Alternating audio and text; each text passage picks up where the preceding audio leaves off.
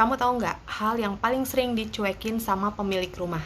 Kalau kamu adalah seorang pemilik rumah yang baru beli rumah ataupun yang lagi niat mau beli rumah, kamu harus nonton ini sampai selesai.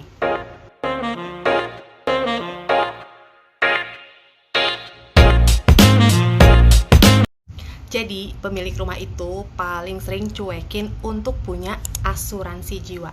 Kenapa? Karena orang-orang ini masih mengira bahwa asuransi jiwa itu hanya untuk warisan aja. Sedangkan mereka berpikiran bahwa mereka tuh udah punya rumah yang bisa diwariskan. Jadi nggak perlu lagi untuk nyiapin warisan dengan asuransi jiwa. Orang-orang ini melupakan beberapa hal yang sebetulnya datang bersama dengan warisan rumah. Yang pertama, rumah second itu sekarang susah banget untuk dijual, apalagi kalau rumahnya nilainya di atas 3 miliar. Yang 1 miliar, 2 miliar aja itu susah laku. Yang kedua, yang namanya rumah warisan itu kalau mau dijual perlu persetujuan seluruh ahli waris. Kalau salah satu ahli warisnya nggak setuju, maka rumah itu tidak bisa dijual. Dan inilah yang seringkali menjadi penyebab keributan. Kamu pasti sering dengar kan?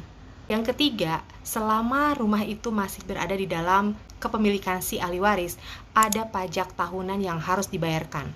Dan semakin besar nilai rumahnya, semakin besar rumahnya yang diwariskan, maka akan semakin besar juga pajaknya. Selain pajak tahunan yang bisa jadi nilainya juga besar, ada biaya-biaya lain seperti biaya perawatan ataupun biaya renovasi. Jadi, kamu sebagai yang akan mewariskan, kamu harus memastikan bahwa anak-anak kamu itu pada saatnya nanti itu sudah berada dalam kondisi finansial yang stabil, bahkan berlebih sehingga mereka bisa mengcover biaya-biaya yang timbul tersebut. Nah, pertanyaannya adalah apakah itu bisa digaranti atau bisa dijamin? Kamu pasti nggak mau kan rumah yang kamu wariskan itu akhirnya terbengkalai dan tidak bisa bermanfaat untuk anak-anak kamu.